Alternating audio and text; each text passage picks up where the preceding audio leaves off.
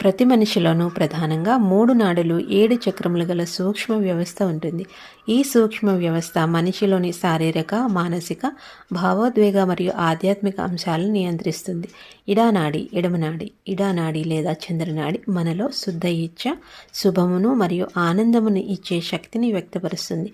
ఈ నాడిలోని అసమతుల్యత వలన మనలో అనేక రకములైన ఇబ్బందులు తలెత్తుతాయి.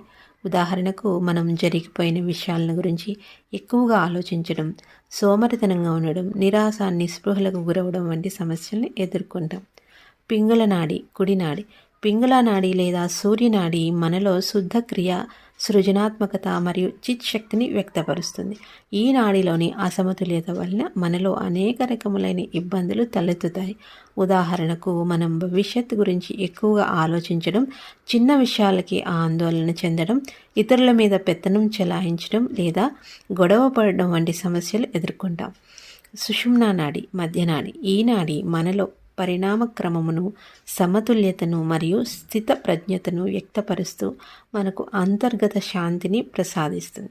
ఈ నాడిలోని అసమతుల్యత వలన భౌతికవాదంపై ఎక్కువగా దృష్టి ఉంచి అశాంతికి లోనవ్వడం, ఆధ్యాత్మిక ఉన్నతి లేకపోవడం, అలాగే ధర్మాన్ని పాటించడంలో అలసత్వం మొదలైన సమస్యలకు గురి అవుతారు. జై శ్రీమాతాజీ.